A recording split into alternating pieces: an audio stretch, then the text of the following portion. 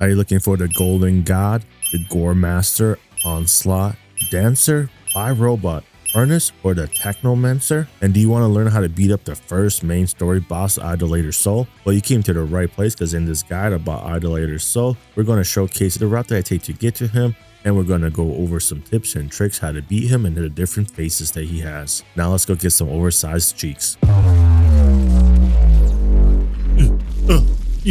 Whoa, timekeeper, save me. And a 1 and a 2.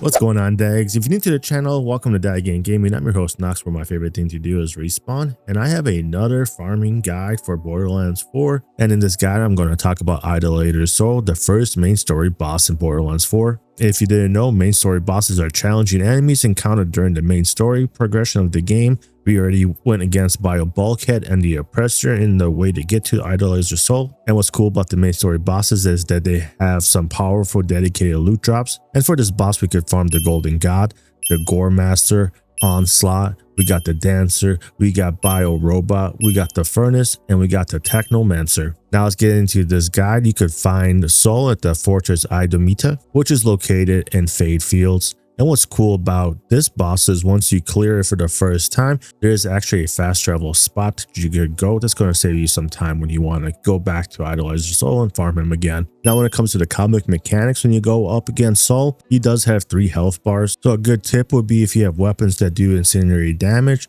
you're going to be able to eat through his health. And when facing off Soul, he does have immunity similar to the Bulkhead, and which you're going to have to break in order to do any damage to Soul. On top of that, he does have 3 different phases. And in phase 1, he's going to start off with full immunity to all damage. And the way that you actually break this immunity is that Soul is actually going to launch a projectile into the air, which is going to split into a bunch of different pieces and land on the ground. There's going to be a bunch of red stakes, and then at the end, there's going to be a green one. And what you want to do is you're going to grapple whatever's on top of the green stake, and you're going to want to throw it at Soul. And the same thing with the Bulkhead is going to break his immunity and allow you to do damage to him. And Soul does have a bunch of different attacks where he sends out shockwaves and stuff like that. They're really easy to tell when the attacks are coming, and it's very easy to dodge them. And also throughout the fight, Soul is going to summon a bunch of mobs, and occasionally he'll link to one of those summoned mobs and slowly start to heal. So you're going to definitely want to quickly take out the mob he's linked to so he will stop healing. Another attack that he has is kind of like you're going to make like a shield in front of him.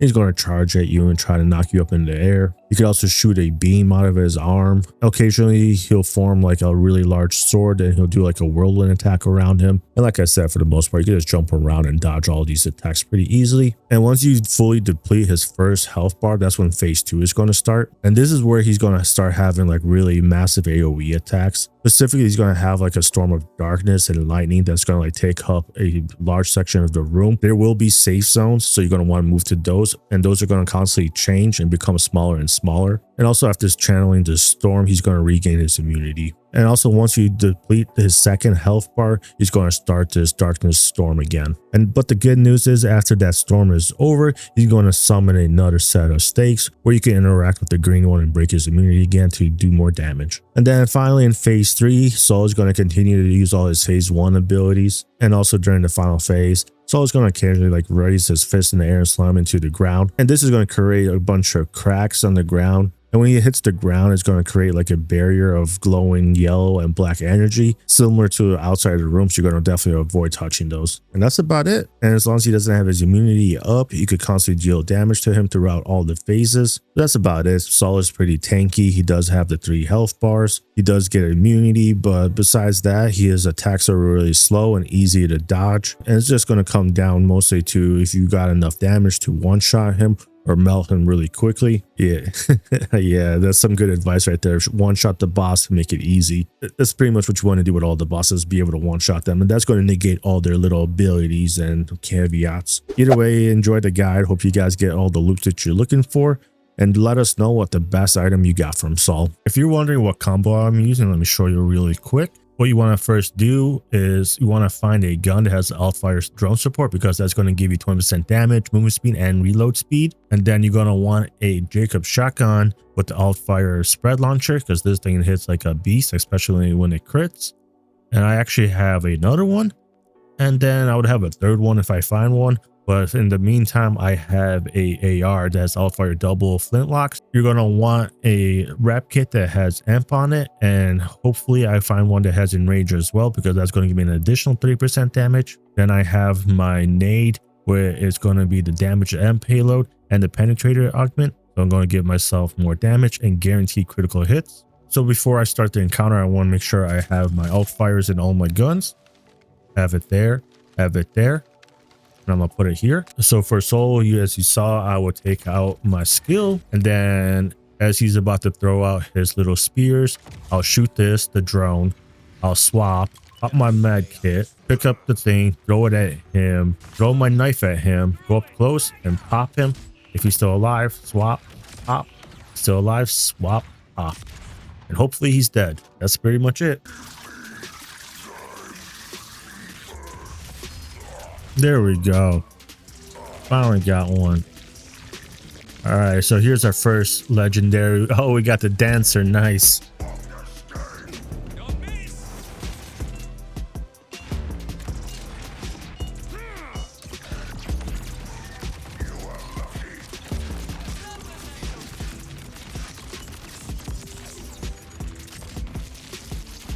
Game over. Flip, flip, flip.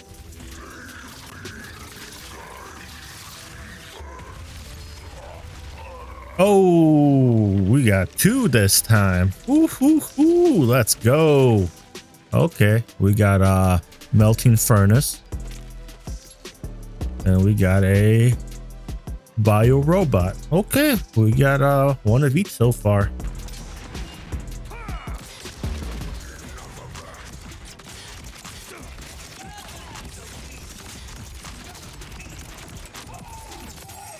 Got him.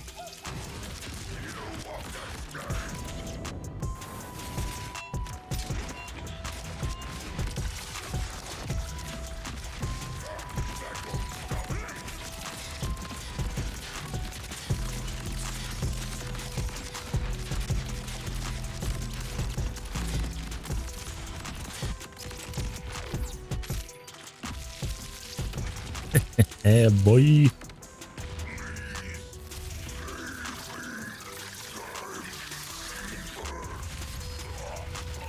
Oh, we got 2 for 1 again. Let's go.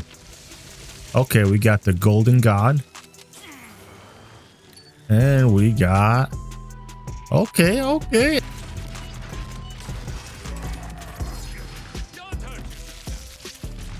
Heck yeah. What do we get? Okay, I got another one of Harlowe's items.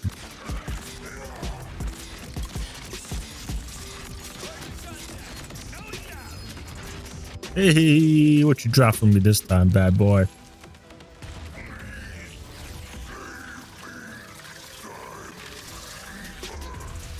Okay, so the shotgun again.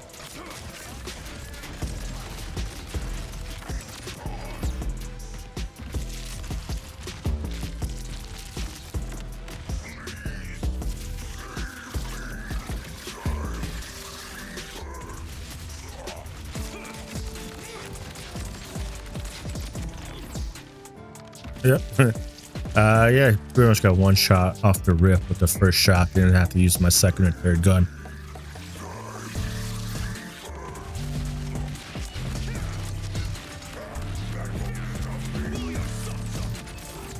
Got him, and I leveled up.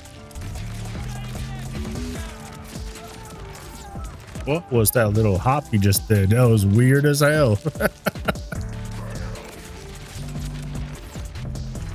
Got his cheeks.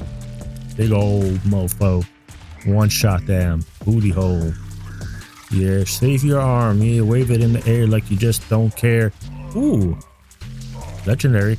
Let's go. What is that? Hey, I got another one.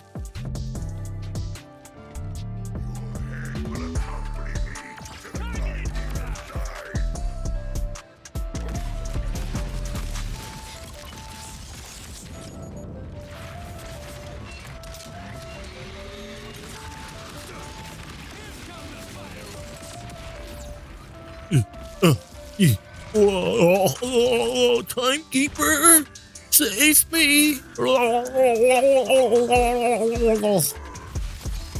Hey, not exotic or not legendary.